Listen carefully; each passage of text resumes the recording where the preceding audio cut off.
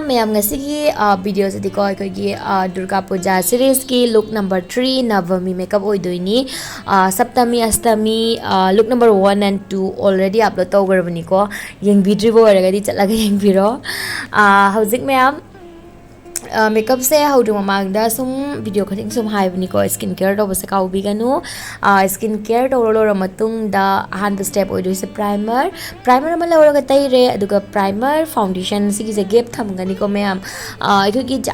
mai tar ka daba ikoi ki skincare product ade primer foundation sigi se ko khach gap thambi wa ko ma'am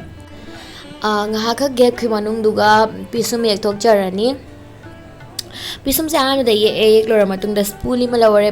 spoolie malawara phachana pisum se hatok pirani smai to basna ko ki pisum se ko color se ko amada yaksan ba amada yam balik padu oi de ko phajana valli thungna ba phajana na lei hai tare aduga natural se sum mali yaksana leite ba ko color do aduga mayam hauzik foundation na tra concealer any ko ariba malawra ko ai pisum se kak pirani asmaina kak pasna ki to ya bada ko ki pisum se yek po dam da sogi khot ki ba yaudrone adugi do kak na khona khona sembi ba ya ba ko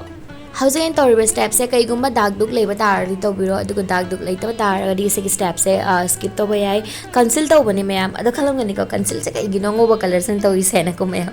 ado ma'am housing se agi mais da no no bori ma'am chong leidana ko aduna ne aina concealer se dikat heavy hoidana ko aduga housing se katai se to ko da leite ko just ai video gi damak ta ke bani ba ko aduna aina ma'am da sum yanghan bagi ko conceal to ana sum yangan bagi na foundation na sum season bani bayam do kai gumba chathok to kada balai bata ragadi ko fajana to na cover oina ba concealer na season bigani aina huzikara isa to ko double ita bani na sina sum mayam da utpagi da makta sum foundation sina sum ucha bani go mayam conceal to do color se ko gi skin tone se ko gi skin tones da gi dark ocean ba color lo gani adu conceal to gani kai gumba hujiko se dark ba color se laita na khale ko adu kai kai de som le ji tai foundation do ko hujiko sinari foundation som gi skin tone ga match foundation do adu de lo ga sum conceal to wa sum yai mayam blend to bai da makta brush natraga khutna ko sumsina bi go ko ai gi mayam conceal to ba sa dag duk men ga da bor ga di khutchina khwai da gi nuai bani kana ba hen le ba khutchina kai to ya ba da ai gi beauty blender brush moi si di gi product se absorb to wi na ko aduna khutna to ba tar ga di product to absorb to ya ba ko aduna coverage to hena phang ba hen ga ni ba ko hojik ma'am layer am khak foundation je tai re ko adugi matung da aina ahan batai ki baina foundation do Maybelline gi ne ba ko aduga hojik aina lower foundation je sigisna inside ki IC foundation do adugi do ni ko ma'am hacks ma hybrid ke ba ko kai gumba song ki foundation je khara oxidize o na khalle ko adu ai taragadi ko ahan bada som gi skin tone ga match oiba foundation do thabiro adugi mathak ta ko kajitang skin tone adu dagi shade ama light oiba foundation ama lawraga thabiro adu ai taradi ko ma'am khoi gi mai muslak ba khoslak ba ama du do oi de bani ko aduga som low dori ba ko thara ka durba compact to adugi do so khoi skin tone jiga pura match oiba lobi guna ba ko skin tone as dagi shade ama anirom sum light oi thok ba ko khara ngauna makeup pa ba taradi ko ngauba makeup pa ma taradi ko ma'am skin tone as dagi shade anirom light oiba compact ama lawraga thabiro adu radi ma'am mai do ki musalaroi ko how's it lori se inside ki HD concealer ni abako sigi se ma'am full coverage bi ba concealer ni affordable oi bada yamna fa ba concealer ni sigi se ko aduga ina only under eye area khoi gi eyes to thar ka dori ba jaga do aduda aduga chinba na pan da khaji main som tai bi rame highlight to bina ba ki da makta over di kaim tai de ko ma'am aduga beauty blender ama lawraga fajana blend to gani ma'am ꯑꯩꯈꯣꯏꯒꯤ ꯃꯤꯠ ꯃꯈꯥ ꯑꯗꯒꯤ ꯃꯤꯠ ꯃꯊꯛ ꯁꯨꯃꯥꯏꯅ blend ꯇꯧꯕ ꯃꯇꯝꯗꯀꯣ ꯑꯩꯈꯣꯏ beauty ꯕ꯭ꯂꯦꯟꯗꯔꯅ blend ꯇꯧꯕꯁꯦ ꯑꯁꯤꯅ ꯑꯃꯨꯛ ꯍꯦꯟꯅ ꯅꯨꯡꯉꯥꯏꯕ ꯍꯦꯜꯂꯤ ꯃꯌꯥꯝ ꯑꯩꯒꯤ ꯑꯣꯏꯅꯗꯤꯀꯣ ꯑꯗꯨꯅ ꯑꯩꯅ ꯍꯧꯖꯤꯛ ꯕ꯭ꯌꯨꯇꯤ ꯕ꯭ꯂꯦꯟꯗꯔ ꯑꯃ ꯂꯧꯔꯒ ꯁꯨꯝ ꯕ꯭ꯂꯦꯟ ꯇꯧꯔꯦ ꯑꯗꯨꯒ ꯈꯨꯠꯅ ꯇꯧꯔꯒꯁꯨ ꯌꯥꯏꯀꯣ ꯈꯨꯠꯅꯁꯨ ꯌꯥꯝ ꯅꯨꯡꯉꯥꯏꯕꯅꯤ ꯕ꯭ꯂꯦꯟ ꯇꯧꯕꯗ ꯃꯌꯥꯝ ꯍꯩꯅꯕꯤꯅꯤꯀꯣ ꯁꯣꯝꯅ ꯑꯄꯥꯝꯕ ꯃꯑꯣꯡꯗ ꯁꯨꯝ ꯇꯧꯕꯤ ꯀꯩꯝ ꯀꯥꯏꯗꯦ loina set tau lora matungda hojik blush liquid blush aina loribase inside cosmetic ki liquid blush ne sum ai video ko ting su sum season ba product ni mayam sigi se asmain thabiram mani adugi matungda brush na blend tau gani ado mayam ai koi gi cream product sing se ko blend tau base brush na blend tau basna nungai ba hen bani liquid product ama asigumba blend tau bada ai koi gi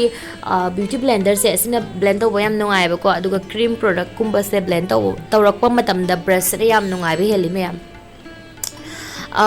aduga mayam hojik Maybelline gi compact ama lore ko Maybelline fit me gi compact ama lore aduga under eye area mai se loina ko loi set tau birani only akhoi gi blush thagi ba area do adugi thadok piramgani blush liquid blush tau gi ba area do nai khoina powder blush na set tau gani ba ado thadok piramaga tai mai punama loina setter lagjore hauzik Swiss beauty gi se gi palette as gi blush laurani powder blush lauraga hauzik set tau birani cream blush thagi bado smain set to to bi bata raga di ko khoi gi blush se hena mung long lasting oi thoi yaba ko natraga di khoi gi blush se sum makeup to ngai da pung ama ani manung da loina mut khi bani ai tar myam kok thagi bani ko aduna smain to basina khara long lasting su oi ba ko haujo jiki ora di khachitang asigi se heavy malam ngani do horen makeup se loin luara matung da set oigra matung da ko loi chap cha gi ni hauji me eye makeup tawre si eye makeup so yam na line na tawna taw doini ahan bada ko ina asigi khachitang dark brown hai ga ko yam hena so dark na taba ko medium ai ko gi dark to adu da lawre ko lawraga ai ko gi crease line gi manung do bo tai biram ngani aba ko sigi khara dark oi ba color se aduga mayam fazana blend tawbigani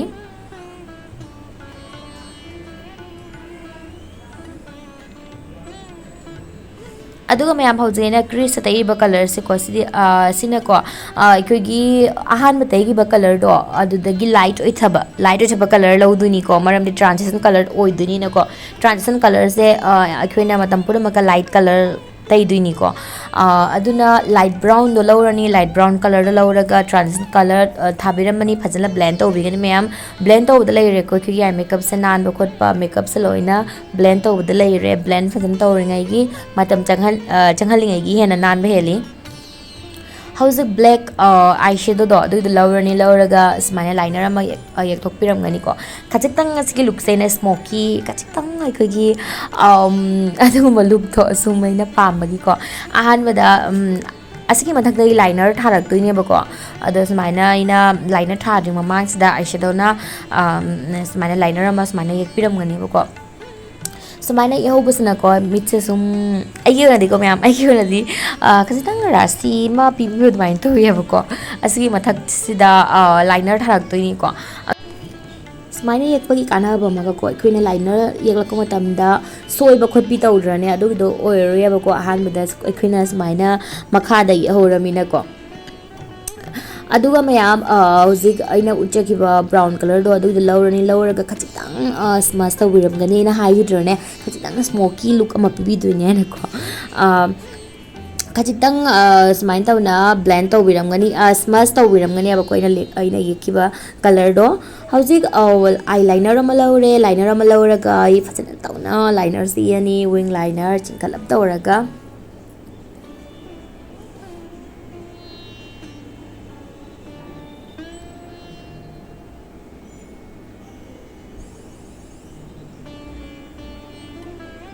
som gi mita sumyam chap manane piramani aduga mit makha da lasi mit makha da brown color ama lawrani brown color ama lawraga ahan ba tai biram doni ko ahan ba tai rani colors an ba thambiramani adu matung da fajana tawna blend taw doni mayam hojigi ang mayam blend taw jung mamanga blend taw ra matung gi ga ko blend taw ba gi se kari khetnei blend taw ba se kaya maru ye no mayam sum hojig ai ucharakke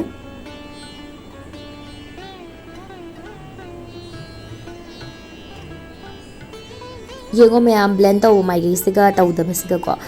blend taw matung da kyam nan dho yai bedo color se ko aduga color se yakchal laga khoi gi leiba khot bido taw de ba ko yam soft oi thaba ai tare phaja ba ko masa nan dho ye ba ko ꯍꯧꯖꯤꯛ golden ꯀꯂꯔꯒꯤ ꯍꯥꯏꯂꯥꯏꯇꯔ ꯑꯃ ꯂꯧꯔꯦꯀꯣ ꯂꯧꯔꯒ inner ꯀꯣꯔꯅꯔꯗ ꯍꯥꯞꯄꯤꯔꯝꯃꯦ ꯑꯗꯨꯒ ꯁꯤ ꯌꯥꯏꯁꯤꯗ ꯌꯥꯎꯔꯤꯕ ꯁꯤꯃꯔ ꯁꯦꯠꯁꯦꯀꯣ golden ꯀꯂꯔꯅꯦꯕ ꯁꯤꯁꯨ ꯁꯤꯒꯤꯁꯤ ꯂꯧꯔꯅꯤ ꯂꯧꯔ ꯃꯤꯠ ꯃꯊꯛꯇ ꯍꯥꯞꯄꯤꯔꯝꯃꯅꯤ ꯀꯣꯟꯇꯣꯔ ꯑꯃꯨꯛ ꯇꯧꯔꯅꯤ ꯃꯌꯥꯝ ꯁꯣꯝꯒꯤ ꯃꯥꯏꯒꯤ ꯁꯦꯞꯀꯤ ꯃꯇꯨꯡ ꯏꯟꯅ ꯀꯣꯟꯇꯣꯔꯁꯦ ꯇꯧꯕꯤꯌꯨ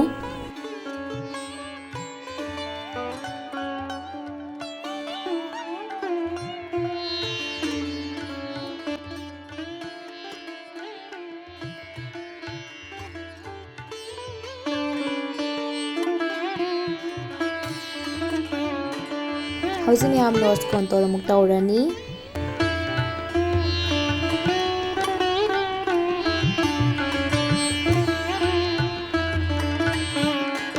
हाइलाइटर अमुक हापिरनी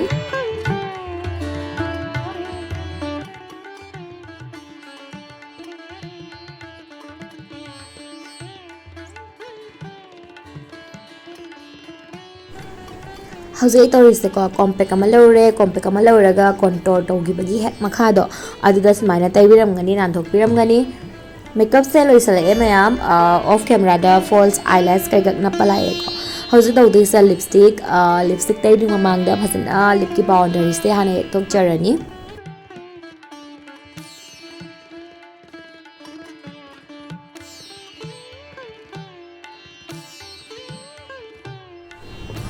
मैम येंगो आइना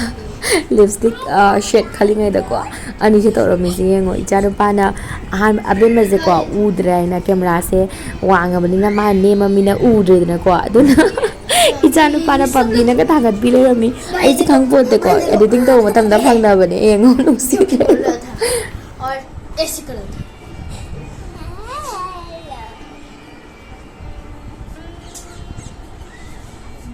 ꯑꯩꯀꯣ ꯂꯤꯞꯁꯇꯤꯛ ꯊꯥꯔ ꯂꯥꯛꯑꯦꯕꯀꯣ ꯀꯦꯃꯦꯔꯥꯗ ꯑꯣꯟ ꯇꯧꯍꯧꯗ꯭ꯔꯦ ꯑꯗꯨꯒ ꯑꯣꯐ ꯀꯦꯃꯦꯔꯥꯗꯀꯣ ꯑꯩ ꯋꯥꯏꯠ ꯀꯥꯖꯜ ꯑꯃ ꯌꯦꯛꯆꯔꯛꯑꯦ ꯋꯥꯏꯠ ꯀꯥꯖꯜ ꯌꯦꯛꯄꯁꯤꯅ ꯑꯩꯈꯣꯏ ꯃꯤꯠꯁꯦ ꯌꯥꯝ ꯐ꯭ꯔꯦꯁ ꯑꯣꯏꯊꯣꯛꯄꯀꯣ ꯑꯗꯨꯒ ꯈꯔ ꯁꯨꯝ ꯂꯥꯎꯊꯣꯛꯄ ꯃꯥꯜꯍꯟꯕ ꯑꯗꯨꯅ ꯍꯧꯖꯤꯛ ꯐꯖꯅ ꯇꯧꯅ ꯃꯁꯀꯔꯥ ꯑꯃꯨꯛ ꯊꯥꯕꯤꯔꯅꯤ ꯑꯩꯈꯣꯏꯒꯤ ꯃꯤꯠ ꯃꯈꯥꯒꯤ ꯄꯥꯁꯦꯀꯣ ꯁꯤꯗ ꯃꯁꯀꯔꯥ ꯇꯩꯕꯁꯦ ꯑꯩꯈꯣꯏꯒꯤ ꯂꯨꯛꯁꯦ ꯄꯨꯔꯥ ꯆꯦꯟꯖ ꯇꯧꯕꯅꯤꯀꯣ ꯁꯤꯒꯤꯁꯦ ꯀꯥꯎꯕꯤꯒꯅꯨ ꯁꯣꯏꯗꯅꯃꯛꯀꯤ ꯊꯥꯕꯤꯌꯨꯀꯣ मस्करा सोदना थाबियो अदुगा ma'am ngasi aina thariba lipstick se ko khachitang dark oimanbra khachitang dark ओर माने ना खनबगी को इना हौजिक हेक सम तौरगा कलर से खरा पाथानदोइने बको हाइरके बको कइनो हाइबदो अदुगा हौजिक सेटिंग स्प्रे अमा लौरा फजना चाइग्रे अदोम ने फमदको लिपस्टिक सुम खरा सुम हाइना खनबा कोगी डार्क ओइ मनग्रे हाइना थादब खुतबा दगी लंगथोकपिबा दो तौबिगनु बको कइगुम्बा लिपस्टिक तो खरा डार्क ओइरे हाइना खनबा तारगदी कंसीलर को कंसीलर अमा लौरगा खचितंग यानजल्लो सुम पाथगिबने कंसीलर लेतबा तारगसु ओइकोगी फाउंडेशन दो अदुगिदो खचितंग यानजल्लो येंगो मयाम अइना खचितंग कंसीलर यानजनगिबदगी कलर से पाथरेबको अदुना स्माइन तौना हेक्स कैगल तौरा सुम सिनाबा याइए सो मैम से ngasi final look ma'am video से पाम्बिबा तारगदिको सोइदनमति लाइक तौबिरमो अदुगा शेयर तौबो मैम वीडियो सिबुको